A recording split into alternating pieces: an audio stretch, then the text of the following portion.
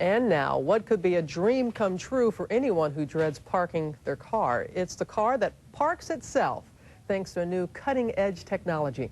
You know, it might even help George from Seinfeld out of this tight spot. Doesn't everything in life go back to a Seinfeld episode? ABC's David Muir is live in New Jersey this morning and is going to show us how this works. He's with Brian Kaiser of Lexus, and we're using one of their new self-parking cars. Good morning, David.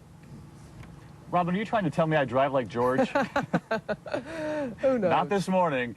Not this morning. We are in the Lexus, and what model is this? LS460. This is the LS460. It's a little pricey, but we're going to show you this technology that will soon be in all kinds of cars, even the less pricey cars. We're going to drive along here, and what the car does actually is it actually looks for a spot to park at all times, does it not? Right. It has ultrasonic sensors on either side of the front bumper that are always detecting objects near the vehicle.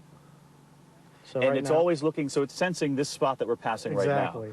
Okay, so I'm just going to pull up beyond the spot and then stop and then begin to parallel park. And inside the car, you can actually see that there's a display at all times when you want to put it in reverse that actually shows that you can park. So now I stopped here. It says you can either park as though you're parking in a parking lot, or you can parallel, and I'm going to pick the parallel here. And it's found the parking spot right here, correct? Right.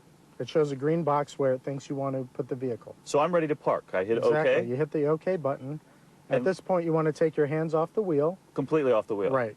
So don't touch the wheel or the gas. You got to trust the car here completely. Trust the car a little bit. All right. And then slowly let off the brake. Look, Mom, no hands.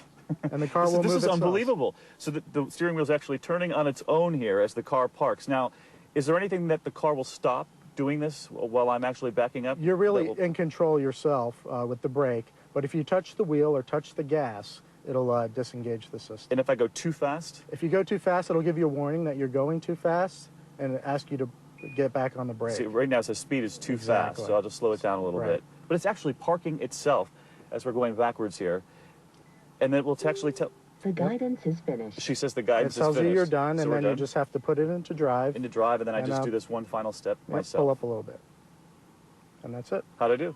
Excellent. Not bad. Like a pro. So as we said, this is in the Lexus. So this car itself retails for about 70 grand. 70, and this is the long wheelbase version, which retails for a little bit more. But the package itself, 4 grand for this parallel parking.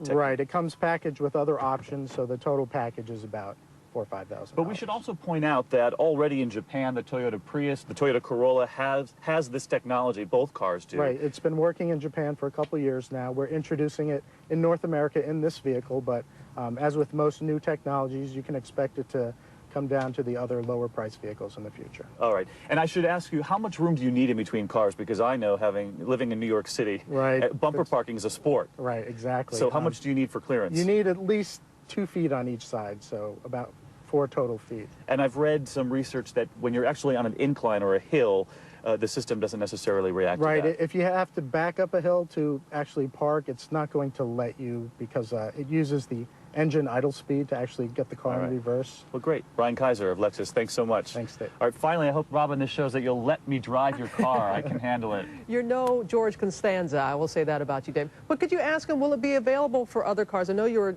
does it have to be in just a certain car? That's high price. I know it's in some other cars in Europe, but do you foresee it just being available in all types of cars? Yeah, Robin Roberts back in New York also wants to know, just how soon do you think it'll be seen in other cars other than the Lexus? I know that we see it in the Toyotas over in Japan, but when will we see it here in the States? Have any idea? Haven't seen a timetable yet, but again, they have it in the Prius in Japan. So once I think people become accustomed to it here in the U.S., you know, there's a little trust factor there. All right. I think you'll see it in the other cars. We trusted the wheel this morning. Absolutely. Did the job. All right, Robin, back to you. Always trust you, David. Thank you so very much. Appreciate that. It is now 46 minutes after.